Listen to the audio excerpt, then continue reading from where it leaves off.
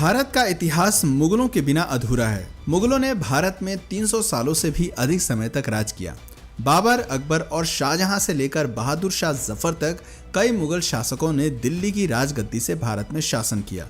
लेकिन कई सवाल आज भी इतिहास के पन्नों से गायब हैं। आखिर मुगल भारत क्यों आए थे? मुगलों ने भारत में अपना साम्राज्य कैसे स्थापित किया? राजपूतों और मराठाओं के रहते कैसे विदेशी ताकतों ने भारत में इतने लंबे समय तक राज किया? आखिर क्या है मुगलों के इतिहास की असली कहानी? आइए इसके बारे में थोड़ा डिटेल में समझते हैं। दोस्तों, अगर बाबर हिंदुस्तान न आता तो भारत में मुगल साम्राज्य की स्थापना नहीं होती। भारत में कभी लाल किला, ताजमहल जैसी भव्य इमारतें न देखने को मिलती। बाबर का असली नाम जहीरुद्दीन मोहम्मद था। उसका जन्म 14 फरवरी 1483 को फरजाना में हुआ था। फरजाना आज के समय में उज्बेकिस्तान के अंतर्गत आता है। बाबर को तैमूर और चंगेज खान का वंशज भी माना जाता है। केवल 12 वर्ष की उम्र में ही बाबर ने फरजाना की राजगद्दी संभालनी शुरू कर दी थी। ये बात बाबर के कुछ रिश्तेदारों और अंकल को रास नहीं आई और उन्होंने बाबर को हटाने के लिए षड्यंत्र बनाने शुरू कर दिए। बाबर को फरजाना और समरकंद से बेदखल कर दिया गया। कई सालों बाद साल 1504 में बाबर ने अफगान की राजधानी काबुल को जीत लिया और अपनी सत्ता स्थापित की। लेकिन बाबर सिर्फ काबुल से संतुष्ट होने वाला नहीं था, वो अपने साम्राज्य का विस्तार करना चाहता था। बाबर जानता था कि यदि उसे साम्राज्य का विस्तार करना है तो इसके लिए धन दौलत की भी जरूरत होगी और उस समय भारत से ज्यादा धन शायद ही किसी और के पास था। दुनिया भर में उस समय भारत को दुनिया में सोने की चिड़िया कहा जाता था। 1525 में बाबर ने भारत में एंट्री करने की योजना पर काम करना शुरू किया।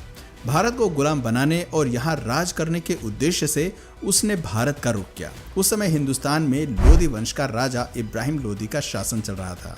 इसके अलावा राजस्थान में राजपुताना का शासन चल रहा था, तो वहीं साउथ में विजयनगर अंपायर अपने पैर पसार रहा था।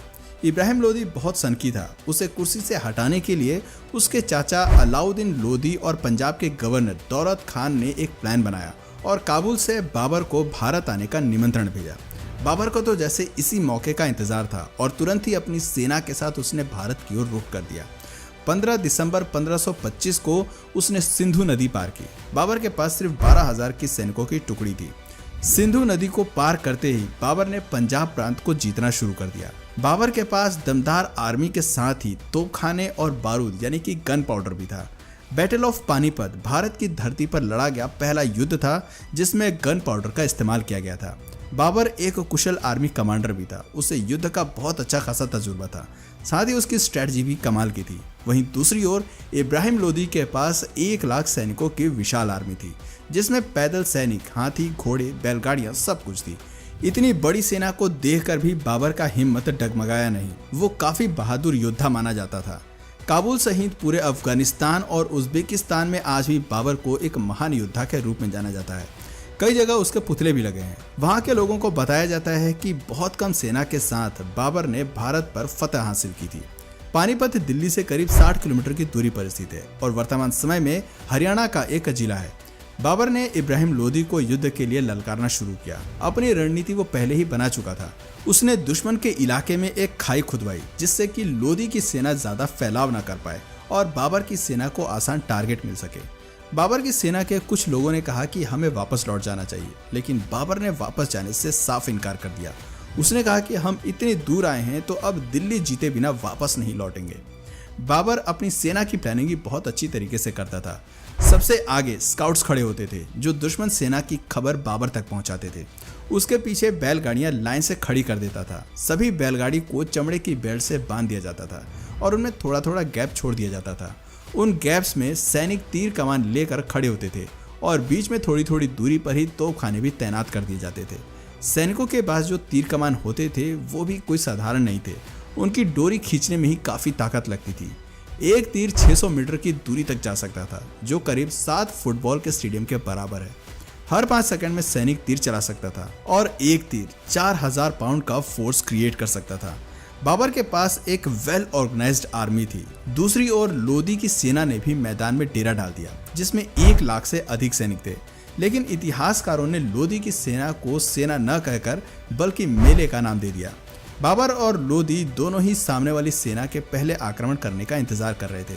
बाबर जानता था कि उसने पहले अटैक किया तो उसके जीतने की संभावना कम हो जाएगी। 19 अप्रैल 1526 की रात को वो अपनी सेना की एक छोटी सी टुकड़ी को लोधी के कैंप में भेजता है। जैसे ही कुछ सैनिक लोधी के कैंप के पास पहुंचे, लोधी की सेना ने उन पर हमला कर दिया। बाबर के सैनिक वापस लौट आए और कुछ सैनिकों की मौत भी हो गई। इससे लोधी खुश हो गया और सोचने लगा कि बाबर की सेना को हराना काफी आसान है। लेकिन असल में बाबर ने तो मछली पकड़ने के लिए सिर्फ दाना फेंका था। 21 अप्रैल 1526 की सुबह लोधी की सेना ने बाबर की सेना पर अटैक कर दिया। लोधी की सेना बाबर के सैनिकों द्वारा बनाए गए ट्रेंच में गिर गई। वहां से बाहर निकलने में उन्हें जितना समय लगा, इतनी देर में बाबर ने तोप चलाने का आदेश दे दिया। लोधी ने सेना में सबसे आगे 300 हाथी तैनात किए थे। उसे लग रहा था कि हाथी जल्दी ही सामने वाली सेना को पछाड़ देंगे, लेकिन होता इसके बिल्कुल विपरीत है। तोपखानों की आवाज से हाथियों ने अपना संतुलन खो दिया और अपनी ही सेना को नुकसान पहुंचाना शुरू कर दिया। अपनी ही सेना के कई सैनिकों को हाथियों ने कुचल कर मार दिया। साथ ही तोपखाने से भी उनकी सेना को नुकसान पहुंच रहा था। थोड़ी ही देर में बाबर की पूरी सेना लोधी पर हावी होती नजर आई। कई घंटों तक युद्ध जारी रहा। शाम होते ही लोधी मारा गया और उसका कटा हुआ सिर बाबर के सामने पेश कर दिया गया। इस युद्ध के बाद बाबर को अच्छी खासी धन दौलत मिली।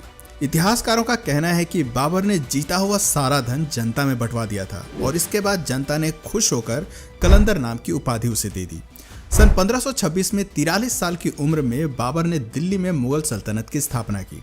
लोधी को हराने के बाद राजपूतों ने उसका विरोध किया। पानीपत के युद्ध के बाद बाबर ने 3 बड़ी लड़ाइयां लड़ी, battle of Khanwa, battle of Chanderi और बैटल ऑफ खागरा। उसने इन सभी लड़ाइयों में जीत हासिल की, लेकिन 26 दिसंबर 1530 को उसकी मृत्यु हो गई। मृत्यु के बाद बाबर को पहले तो आगरा में दफनाया गया, लेकिन उसकी अंतिम इच्छा के मुताबिक बाद में उसे काबुल में दफना दिया गया, जहां बागे बाबर नाम से उसका मकबरा आज भी बना हुआ है।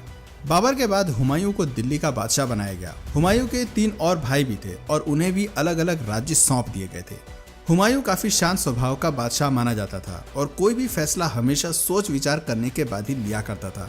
लेकिन वहीं हुमायूं के भाइयों का दिमाग हर वक्त षड्यंत्र में लगा रहता था।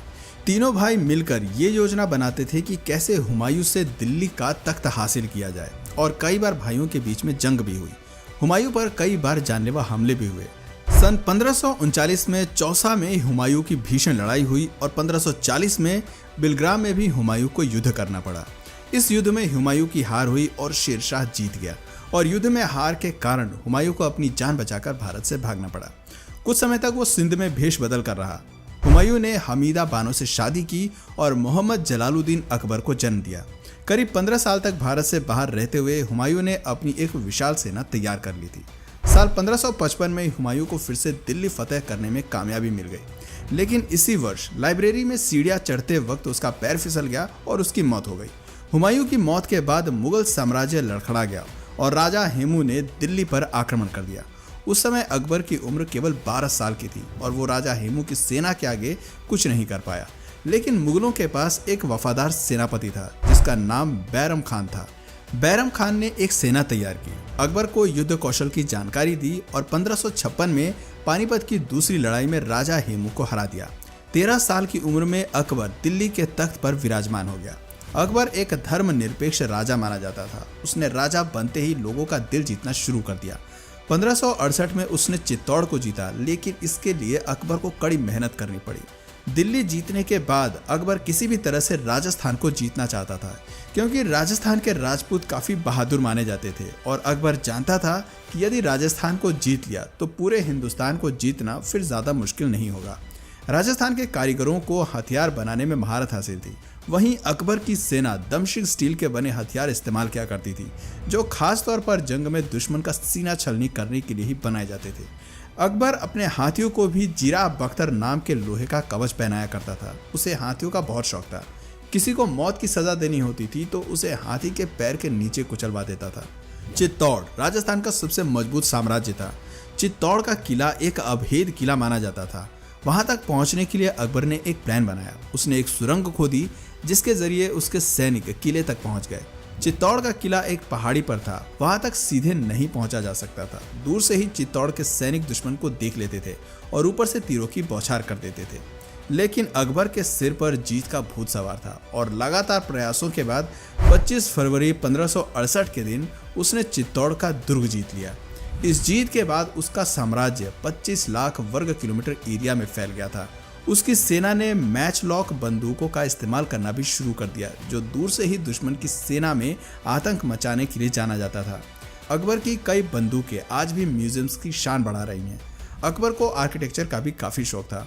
उसने दिल्ली से 250 किलोमीटर दूर और आगरा से करीब 40 किलोमीटर दूर फतेहपुर सिकड़ी नाम का एक शहर बनवाया। इस शहर में कई बाग और महल उसने बनवाए। वो अपनी राजधानी यहाँ पर शिफ्ट करना चाहता था। फतेहपुर में पानी की कमी न हो, इसके लिए डैम बनवाए और किले तक पानी पहुँचाने के लिए इंजीनियर्स की मदद से मशीनों का निर्माण कराया। वो मशीन्स उस समय इंजीनियरिंग का बेजोड़ नमूना थी। कहा जाता है कि अकबर ने खुद शहर का नक्शा तैयार किया था और शहर बनाने में उसने खुद भी मजदूरों के साथ कुछ दिन काम भी किया था। 16 साल फतेहपुर सिकड़ी को बसाने में लगे, लेकिन ये शहर बहुत जल्द वीरान हो गया। दोस्तों, अकबर एक अनपढ़ मुगल बादशाह था। उसने हिंदुओं पर लगने वाले जजिया कर समाप्त कर दिए थे। साल 1605 में अकबर की फूड पॉइजनिंग के कारण उसकी मौत हो जाती है। अकबर के बाद सलीम के हाथ में दिल्ली की कमान आई। सलीम असल में एक अय्याश किस्म का व्यक्ति था। सलीम को अपना नाम भी पसंद नहीं था और उसने अपना नाम बदलकर जहांगीर रख लिया। जहांगीर को अन्यायी लोगों से सख्त नफरत थी। गुनहगारों को वो सख्त से सख्त और क्रूर से क्रूर सजा दिया करता था। जहांगीर ने अपने जीवन काल में कुल 20 शादियां की थी। मानबाई सबसे मशहूर रानी हुई, लेकिन जहांगीर सबसे ज्यादा प्रेम नूरजहां से किया करते थे। जहांगीर के शासनकाल में ही अंग्रेजों ने भारत में आकर ईस्ट इंडिया कंपनी की स्थापना की थी और व्यापार करने की इजाजत मांगी थी। 20 बीवियों से जहांगीर की कई संतानें हुई, लेकिन उसका केवल एक पुत्र ही जीवित रहा, जिसका नाम खुर्रम खान उर्फ शाहजहां रखा गया। सन 1627 में जहांगीर की मौत के बाद शाहजहां दिल्ली का बादशाह बना। शाहजहां के शासनकाल में दिल्ली सहित पूरे हिंदुस्तान ने तेजी से तरक्की की। दुनिया का 1/4 सामान का प्रोडक्शन केवल भारत में ही हो रहा था। आर्थिक तौर पर दिल्ली मजबूत होता गया। आर्ट और आर्किटेक्चर को भी उस दौर में काफी बढ़ावा मिला। मोती मस्जिद, विश्व प्रसिद्ध ताजमहल, दिल्ली का लाल किला, दीवाने आम और दीवाने खास जैसे कई नायाब नमूनों का निर्माण शाहजहां ने ही करवाया था। शाहजहां ने अपने लिए एक मयूर सिंहासन भी बनवाया था, जिसमें कई बेशकीमती हीरे जड़े हुए थे। लेकिन 1639 में ईरान के राजा नादिर शाह ने युद्ध में शाहजहां को परास्त कर दिया था और इसके बाद नादिर शाह अपने साथ मयूर सिंहासन वापस ले गया था। शाहजहां जब बूढ़ा होने लगा तो उसने अपना राजपाट बेटों को सौंपने का फैसला किया। शाहजहां ने अपने बड़े बेटे दारा शिकोह को दिल्ली की राजगद्दी सौंपी। दारा शिकोह सभी धर्मों का आदर किया करता था और एक न्यायप्रिय राजा था। लेकिन दारा शिकोह के राजा बनते ही शाहजहां के तीसरे बेटे औरंगजेब को हजम नहीं हुई। औरंगजेब ने सन 1658 में अपने भाई के खिलाफ युद्ध छेड़ दिया और दिल्ली का बादशाह बन गया। बादशाह बनते ही औरंगजेब ने अपने पिता को आगरा के किले में बंद करवा दिया और अपने भाई को मौत के घाट उतार दिया। औरंगजेब कितना क्रूर था, इसका अंदाजा आप इस बात से लगा सकते हैं कि भाई के मौत के बाद उसका गला धड़ से अलग करके औरंगजेब अपने पिता के पास ले गया था। औरंगजेब के बादशाह बनते ही हिंदुओं पर अत्याचार करने उसने शुरू कर दिए। जगह जगह मंदिर तुड़वाकर मस्जिदों का निर्माण कराया। कई हिंदुओं का जबरन धर्म परिवर्तन किया गया। उसके शासनकाल में ही हर जगह कत्ले आम हो रहा था। ये बातें मराठा, मारवाड़ा, राजपूत सहित कई हिंदू राजाओं को पसंद नहीं आई और औरंगजेब के खिलाफ युद्ध का शंखनाद कर दिया। औरंगजेब युद्ध में घायल हुआ और करीब 3 महीने तक वो बिस्तर पर ही रहा और सन 1707 में बिस्तर पर ही उसने दम तोड़ दिया। औरंगजेब की मौत के बाद मुगल साम्राज्य धीरे धीरे अंधेर की ओर बढ़ने लगा। इसके बाद दिल्ली में कई मुगल बादशाह बने, लेकिन किसी में भी वो बात नहीं थी जो अभी तक के सभी मुगलों में थी। सन 1707 से 1712 तक बहादुर शाह प्रथम ने राज किया। उसके बाद जहांदर शाह, फारुखसियार, मोहम्मद शाह रंगीला, आलमगीर, शाहजहां तृतीय, अकबर द्वितीय सहित कई राजा हुए। किसी ने भी बहुत अधिक समय तक राज नहीं किया और बहुत कम समय में ही दिल्ली के बादशाह बदलते रहे। वहीं दूसरी ओर अंग्रेज लगातार मजबूत हो रहे थे और कई राज्यों में मुगलों के शासन का अंत हो चुका था। मुगलों के अंतिम शासक बहादुर शाह जफर द्वितीय हुए, जिनकी मौत सन 1862 में म्यांमार में हुई थी। लेकिन बहादुर शाह जफर की मौत से पहले ही मुगल साम्राज्य का अंत हो गया था। सन 1857 मुगल साम्राज्य का दिल्ली में अंतिम समय माना जाता है। तो दोस्तों, ये थी भारत में मुगलों के इतिहास की असली कहानी। दोस्तों, अगर इसी तरह के और भी इंटरेस्टिंग टॉपिक्स आपको पसंद है तो नीचे कमेंट सेक्शन में पार्ट 2 जरूर लिखिएगा। और अगर इस वीडियो से आपको कुछ नया जानने या सीखने को मिला या फिर इंटरेस्टिंग लगा तो प्लीज़ इस वीडियो को एक लाइक करके अपने फ्रेंड्स और फैमिली में से ज़रूर शेयर करें। और यदि आप इस चैनल पर नए हैं तो प्लीज़ इस चैनल को सब्सक्राइब करके बेल नोटिफिकेशन आइकन को ऑन कर लीजिए, ताकि हमारे आने वाले वीडियोस आप मिस ना करें। मिलते हैं फिर किसी वीडियो में नए टॉपिक के साथ, तब तक के लिए नमस्कार।